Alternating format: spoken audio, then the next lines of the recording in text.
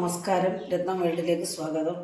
ഇന്ന് ഞാൻ വന്നിരിക്കുന്നത് നല്ലൊരു മത്തി, ഒരു പഴയകാല രുചിക്കൂട്ട് അതൊന്ന് ചെയ്യാമെന്ന് വിചാരിച്ചാണ് ഞാനിന്ന് വീഡിയോ ചെയ്യുന്നത്. ഇത് മത്തിയാണ്. മത്തി പഴയ കാലങ്ങളിൽ എൻ്റെയൊക്കെ ചെറുപ്പകാലത്ത് അമ്മയൊക്കെ തയ്യാറാക്കിയിട്ടുള്ളതാണ്.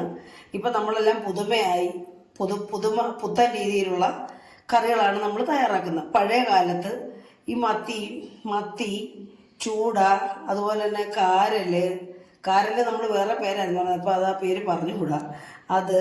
അതുപോലെ തന്നെ അയല, ഇതൊക്കെ കറി വെച്ച രീതിയാണ് ഞാനിപ്പോൾ വെക്കാൻ പോകുന്നത്. അതായത് ഈ മീന് മാങ്ങയുടെ സീസണിൽ മാങ്ങ മാത്രമായിരിക്കും, ആ മാങ്ങ തീരുന്നിടം വരെ നമ്മളുടെയൊക്കെ വീടുകളിലെ കറിക്കകത്തിടുന്ന പുളി എന്ന് പറയുന്നത്. അപ്പോൾ അന്ന് ചെയ്തിരുന്ന ഒരു കറി എന്ന് പറഞ്ഞാൽ ഈ മുളകും മല്ലിയൊന്നും നമ്മൾ എണ്ണയ്ക്കകത്ത് മൂപ്പിക്കാതെ പച്ചയ്ക്ക് അരച്ചൊരു കറി, പച്ചയ്ക്ക് മുളകും മല്ലിയും മഞ്ഞൾപ്പൊടി എല്ലാം ഇട്ട് പച്ചയ്ക്കൊരു കറി വെക്കും. നല്ല ടേസ്റ്റാണ്. നമുക്കത് ആ ടേസ്റ്റ് എൻ്റെ നാവിലിങ്ങനെ വരുന്നപ്പോൾ ഞാനിങ്ങനെ അടുത്തിടയ്ക്ക് എൻ്റെ ചേട്ടത്തിയെ കണ്ടപ്പോൾ അവർ പറഞ്ഞ് മാങ്ങ ഇട്ട് പിന്നെ മത്തി കറി വെച്ചായിരുന്നു ഞാൻ പഴയ കാലം കറി വെക്കുന്ന പോലെ. അപ്പം എനിക്ക് തോന്നി, അപ്പം എനിക്ക് അങ്ങനെ ഒന്ന് കറി വെച്ച് നിങ്ങളെയൊക്കെ ഇത് കാണിക്കാമെന്ന്. എല്ലാവർക്കും അറിയാവുന്നതായിരിക്കും, പക്ഷേ എങ്കിലും ആ ഒരു ഓർമ്മയിലേക്ക് ഞാൻ തിരിച്ചു പോവുകയാണ്. അത് നല്ല ടേസ്റ്റാണ്. ഇപ്പം നമ്മളെല്ലാം ഈ എണ്ണയ്ക്കകത്ത് വറക്കുന്ന ഒരു ടേസ്റ്റ് കിട്ടത്തില്ലെന്ന് പറയും പണ്ടത്തെ കറിക്ക്. പക്ഷേ അതൊന്ന് വെച്ച് നോക്കി നമ്മൾ ഉപയോഗിച്ചെങ്കിൽ മാത്രമേ അതിൻ്റെ രുചി എങ്ങനെയുണ്ടെന്ന് അറിയാൻ പറ്റത്തുള്ളൂ. അതിനായിട്ട് ഞാനിവിടെ ഒരു 6 മത്തി, വലിയ മത്തിയാണിത്, ഒരു 6 മത്തി ഞാൻ കഷ്ണിച്ച് വെച്ചിട്ടുണ്ട്. പിന്നെ അതിനായിട്ടൊരു ഇച്ചിരി മീഡിയം പരുവത്തിലുള്ളൊരു മാങ്ങയാണിത്. ഇത് പഴുത്തതല്ല, ഇതിൻ്റെ കളർ ഇങ്ങനെ ആയതാണ്, വിളഞ്ഞ മാങ്ങയാണ് അതാണ് ഇങ്ങനെ ഇരിക്കുന്നത്. ഇതിനകത്തിടാനായിട്ട് ഒരു 3 പച്ചമുളക്, ഇത് നമ്മുടെ വീട്ടിലെ പച്ചമുളകാണ്, അതാണ് ഇങ്ങനെ ചെറുതായിട്ടിരിക്കുന്നത്. അപ്പോൾ എടുത്തിട്ടുണ്ട്. അതെങ്ങനെ തയ്യാറാക്കുന്നതെന്ന് നമുക്കൊന്ന് കണ്ടു നോക്കാം. അതിനായിട്ട് ഞാൻ ഈ ചട്ടി എടുത്തു. ഈ 6 മത്തി ഉള്ളതുകൊണ്ട് ഞാൻ ചെറിയ ചട്ടിയാണ് എടുത്തിരിക്കുന്നത്. ഇതിലേക്ക് നമുക്ക് 1 സ്പൂൺ മല്ലിപ്പൊടി ഇടുന്നുണ്ട്. ഈ സ്പൂണിൽ തന്നെ 2 സ്പൂൺ മുളക് പൊടി, 2 സ്പൂൺ മുളക് പൊടി, പിന്നെ ഒരു 1/4 സ്പൂൺ മഞ്ഞൾപ്പൊടി. ഇത് വിട്ട് നമ്മൾ ആവശ്യത്തിന് വെള്ളം ഒഴിക്കാം.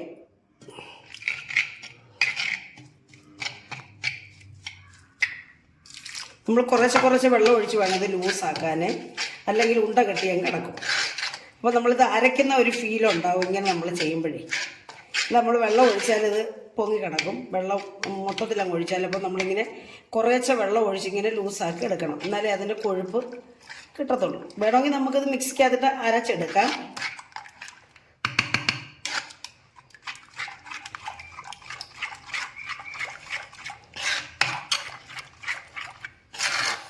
അപ്പോൾ നമ്മൾ ഇതേ രീതിയിൽ ഇങ്ങനെ ലൂസാക്കി എടുക്കണം. കുറച്ച് വെള്ളം കൂടി കണ്ടോ, കട്ടി കണ്ടോ.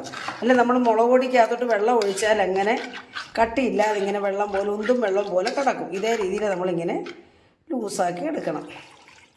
അപ്പോൾ ഇത്രയും വെള്ളം മതി. ഇത് വെന്ത് പറ്റി വരുമ്പോൾ നല്ല കുറുകി ചാറോടുകൂടിയുള്ള മീൻ നമുക്ക് കിട്ടും, മീൻ കറി കിട്ടും. അപ്പോൾ ഇതിങ്ങനെ ചെയ്തല്ലോ. ഇനി ഇതിനകത്തേക്ക് ഒരു ചേരുവയും കൂടെ ചേർക്കാനുണ്ട്. ചെറിയ ഉള്ളിയാണ്, അത് ഞാൻ എടുത്തില്ല, അത് ഞാൻ എടുത്തുകൊണ്ട് വരട്ടെ. ാണിത് 5 ഉള്ളി ചെറുതായിട്ട് നീളത്തിൽ കണ്ടിച്ചതാണ്. ഇട്ട് കൊടുക്കാം. നമ്മൾ ഈ പച്ചമുളകും കൂടെ അങ്ങിട്ട് കൊടുക്കുവാണ്. എന്നിട്ട് ആവശ്യത്തിന് ഉപ്പും കല്ലുപ്പാണ് ഇട്ട് കൊടുക്കുവാണ്. എന്നിട്ട് നമുക്ക് അടുപ്പേ വെച്ചൊന്ന് തിളയ്ക്കാൻ വെക്കാം. തിളപ്പിക്കുന്നെന്ന് പറയും പഴയ. എന്നിട്ട് കുറച്ച് കറിവേപ്പില കൂടി ഇട്ട് കൊടുക്കാം നമുക്കതിലേക്ക്. ഇതും കൂടിയിട്ട് നമുക്കിതൊന്ന് അടുപ്പേ വെച്ച് ആദ്യമായിട്ടത് തിളപ്പിച്ചെടുക്കാം. അപ്പോൾ ഇത് അടുപ്പേ വെച്ചു, ഗ്യാസ് കത്തിച്ചിട്ടുണ്ട്.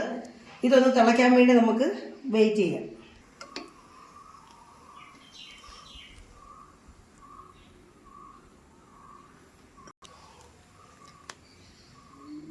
അപ്പോൾ നമ്മുടെ അരപ്പ് ഇവിടെ തിളച്ചിട്ടുണ്ട്. നമുക്കിനി ഇതിലേക്ക് മാങ്ങായും മീനും കൂടെ ഇട്ട് കൊടുക്കാം. ഗ്യാസ് സിമ്മാക്കിയിട്ടുണ്ട്.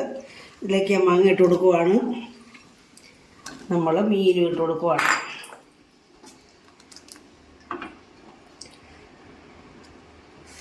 അപ്പോൾ തന്നെ ഈ ചട്ടി നിറഞ്ഞു. വേണമെങ്കിൽ കുറച്ച് വെള്ളം കൂടെ നമുക്ക് ഒഴിച്ചു കൊടുക്കാം. ഇപ്പോൾ തന്നെ ഇങ്ങനെ ഇതേ രീതിയിലാണ്. ഇനി നമ്മളിതിൻ്റെ പുറത്തേക്ക് കുറച്ച് പച്ചമുളക് വെച്ചിട്ട് ഒഴിച്ചു കൊടുക്കും. ഇതിൻ്റെ ആവശ്യമില്ല, ലാസ്റ്റ് ഒഴിച്ചാൽ മതി. എങ്കിലും നമുക്കൊരു ടേസ്റ്റിന് വേണ്ടി ഇപ്പോഴത്തെ കുഞ്ഞുങ്ങൾക്കാർക്കും ഇതൊന്നും ഇഷ്ടപ്പെടത്തില്ല. പക്ഷെ ഇത് വെച്ച് നോക്കി കഴിക്കുമ്പോൾ അറിയാം ഇതിൻ്റെ ടേസ്റ്റ്. പിന്നെ അവർ പറയും ഇങ്ങനെ കറി വെച്ചാൽ മതിയെന്ന്, മാങ്ങ ഉണ്ടെങ്കിൽ ഇങ്ങനെ കറി വെച്ചാൽ മതിയെന്ന് പറയും. പിന്നെ ആദ്യമായിട്ട് എല്ലാവർക്കും നന്ദിയുണ്ട്. എൻ്റെ ചാനൽ എല്ലാവരും കാണുന്നതിനും ലൈക്ക് ചെയ്യുന്നതിനും സപ്പോർട്ട് ചെയ്യുന്നതിനും കമൻറ്റ് ചെയ്യുന്നതിനും എല്ലാം ഞാൻ എല്ലാവർക്കും നന്ദി പറയുകയാണ്. ഇനിയും എല്ലാവരുടെ സപ്പോർട്ടും സഹായവും സബ്സ്ക്രൈബ് ചെയ്യാത്തവരൊന്ന് സബ്സ്ക്രൈബ് ചെയ്ത് തന്നെ സഹായിക്കണം. നമുക്കിനി ഇത് പിന്നെ നന്നായിട്ടൊന്ന് തിള വന്നതിന് ശേഷം സാധാരണ ചെയ്യുന്ന പോലെ തന്നെ നമുക്ക് തീ കുറച്ചിട്ട് സിമ്മിലിട്ട് ഈ മീനും മാങ്ങയും വേവുന്നിടം വരെ ഒന്ന് വേവിച്ചെടുക്കാം. അപ്പോൾ ഇത് നന്നായിട്ട് തിളച്ചിട്ടുണ്ട്. നമുക്കിനി സിമ്മിൽ വെച്ച് അടച്ചു വെച്ച് ഇതൊന്ന് വേവിക്കാം. ഇടയ്ക്കിടയ്ക്ക് നമ്മൾ തുറന്നു നോക്കി ഒന്ന് ചിറ്റിച്ചു കൊടുക്കണം, മാങ്ങായും ഒക്കെ വെന്തുടയുന്നുണ്ടോ എന്ന് കേട്ടോ. ഇപ്പോൾ തിരിച്ച് തവിയൊന്നും ഇട്ട് ഇളക്കാൻ പാടില്ല. നമുക്കിതൊന്ന് അടച്ചു വെച്ച് അപ്പം നമ്മുടെ കറിയൊക്കെ ഇതാ വെന്ത് നല്ല പരുവമായി കുറുകിയിട്ടുണ്ട്. നമുക്കിനി ഇതിനകത്തേക്ക് നമുക്ക് ഉലുവാപ്പൊടി ഞാൻ ചേർക്കുന്നില്ല. കാരണം മുളക് പൊടി മല്ലിപ്പൊടിയൊക്കെ പച്ചയാണല്ലോ. നമ്മൾ ഉലുവാപ്പൊടി വറുത്ത് പൊടിച്ച് വെച്ചിരുന്നത്. വേണമെങ്കിൽ നമുക്ക് ഉലുവാപ്പൊടി ചേർക്കാം കേട്ടോ. ഞാൻ ഇവിടെ ചേർക്കുന്നില്ല. അപ്പോൾ ഇനി നമ്മളിതിലേക്ക് കറിവേപ്പില 2 തുണ്ട് കറിവേപ്പില ഇട്ടു. ഞാൻ നേരത്തെ ഇത് പാകപ്പെടുത്താൻ നേരത്തെ ഞാൻ പറഞ്ഞല്ലോ വെളിച്ചെണ്ണ ഒഴിക്കുന്നത്. വെളിച്ചെണ്ണയെന്ന് ഞാൻ പറഞ്ഞത് കേട്ടോ. തിരിഞ്ഞത് മാങ്ങായെന്നാണ് തോന്നുന്നു തിരിഞ്ഞത്. അപ്പം ഞാൻ അന്നേരം കുറച്ച് പച്ച വെളിച്ചെണ്ണ ഒഴിച്ചാൽ ഇപ്പോൾ ഇതിനകത്ത് കുറച്ച് പച്ച വെളിച്ചയും കൂടെ ഒഴിച്ചിട്ട് നാക്കൊക്കെ തിരിയാത്ത പോലൊരു തോന്നൽ. പച്ച വെളിച്ചെണ്ണയും കൂടെ ഒഴിച്ചിട്ട് നമുക്കിങ്ങനെ ഒന്ന് ചുറ്റിച്ചിട്ട് നമുക്കിതൊന്നുകൂടെ ഒന്ന് തിളപ്പിക്കാൻ വെക്കാം. കാരണം ഈ കറിവേപ്പിലയും ഈ എണ്ണയും കൂടി ഇതിനകത്തൊന്ന് കൂട്ടി യോജിക്കാൻ വേണ്ടി നമുക്കൊന്ന് തിളപ്പിച്ചെടുക്കാം. സാധാരണ ഇപ്പം മീനും മാങ്ങയും എല്ലാം വെന്തിട്ടുണ്ട്. നമ്മൾ മാങ്ങ കണക്കനുസരിച്ച് ചേർക്കണം. ഇതിപ്പോൾ കുറച്ച് പുളി കുറവുള്ള മാങ്ങയെന്ന് തോന്നുന്നു. പക്ഷേ ഇപ്പോൾ ആവശ്യത്തിന് പുളിയുണ്ട്, കൂടുതൽ പുളിയില്ല.